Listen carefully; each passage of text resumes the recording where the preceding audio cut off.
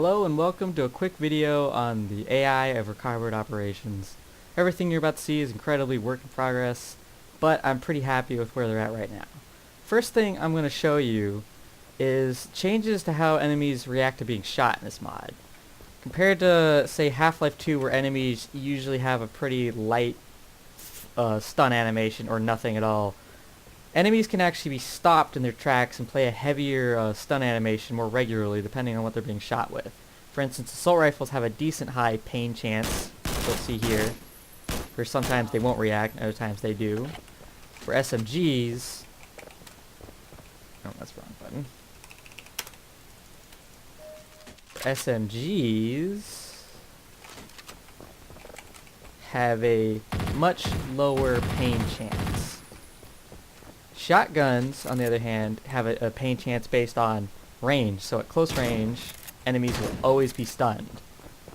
So what this basically means in practice is enemies running at you or trying to really go anywhere will be stopped when they're stunned by guns. So enemies in close range, you know, they'll get sorted out by a shotgun pretty well. This also applies with the machine gun, which always stuns. So that lets me that lets us give the enemies a little bit more flavor, and it lets the weapons stand out more based on what you're using, you know, distance, all that stuff. It's a little bit more than just damage.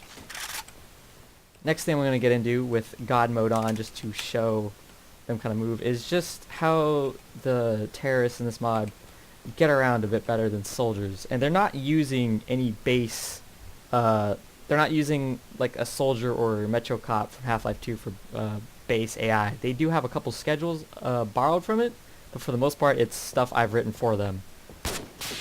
So you'll see pretty quickly when they're not doing anything, the terrorists will kind of like weave in and out, and if the player gets close enough or bait enough what weapon they have, they will move in to get closer. So you see like one guy moves up and the others start moving in, while the others kind of hang back if they're not able to shoot yet. And this is something that will repeat over and over, obviously, until you're dead or you kill them. And as you reposition, they will change their positioning. So rather than all moving in, they move in a little bit more selectively. And while that might not always look as intimidating as, say, the soldiers, which just kind of bum rush you in a lot of situations, it actually leads to less of them dying in a clump. They also have schedules for things like flanking around you, so you'll often see them on multiple sides of you. In fact, let me reset this really quick and maybe you can get a glimpse of that. So I'm just going to move up here a little bit and shoot. You see one of them starts to move over, you know, this way, getting close, and the others kind of hang back. And while that looks a little awkward there, obviously, a little work in progress, it in, you know, function means they start moving around you rather than just hanging back and shooting.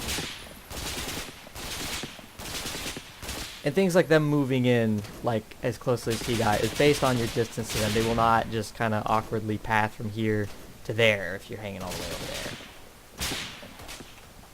And for a quick demonstration of this, I'll just play around in this, and when I die, I die.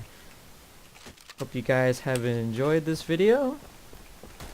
Be sure to stay tuned for more updates.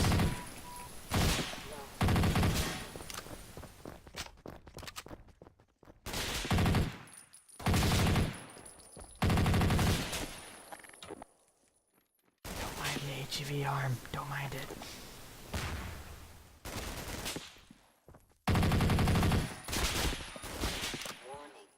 Vital signs critical. User death imminent.